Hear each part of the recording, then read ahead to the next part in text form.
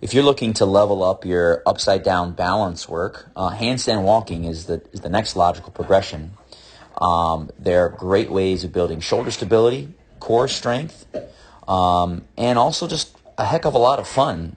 So in today's video, we're going to look at how you can progress through a number of different skill sets to be able to start walking on your hands. Let's take a look. So the first step of handstand walking is making sure that we have the right hand position. I want my thumbs to be parallel to each other, and my fingertips will dig into the ground. And the reason why we have the thumbs turning out is because if my fingers are pointed ahead, as you see here, the range of motion in the wrist is much more limited. So I just turn my thumb, and now you'll see once I go to one arm, now I've got a lot more range of motion in that wrist. And more range of motion means more possibilities for movement. So if I had to correct myself while I'm upside down in a variety of different directions, I've got the ability to do that. So once the hand position is good, now we have to learn how to shift the body from side to side while we're upside down in a connected fashion. So we don't want the core to be broken. And what that's going to look like is that as you shift from side to side, your feet will stay over the hand that has the weight that's being bared. Okay, if you see that shift from side to side, okay, we don't want the hips to lead and the feet to be in a different position. That's the first piece, being able to shift the body in a connected fashion. Because then if we can't do that, we can't do what the next thing would be, and that's the shoulder tap.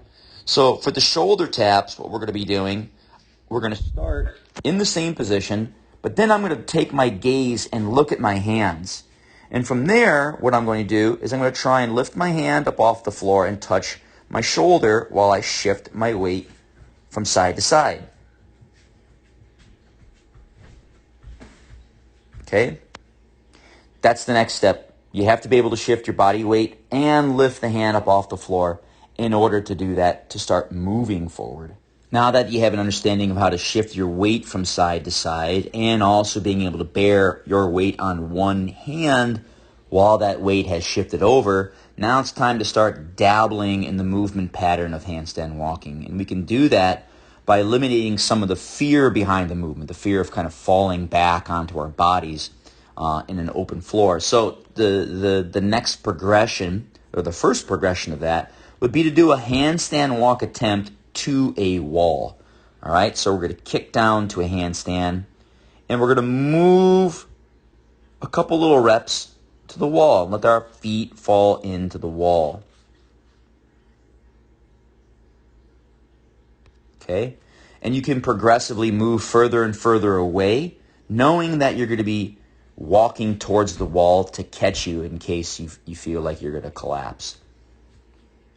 So once you've progressed from the wall and you're pretty confident you want to take a stab at actual handstand walking, just get yourself out on the floor and have at it. You know, you're going to fall a couple times, and that's okay. The only way to really test a new skill is to actually do the skill.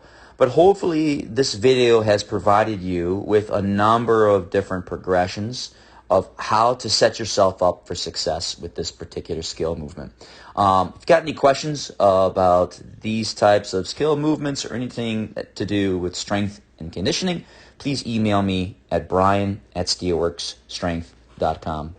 Happy walking.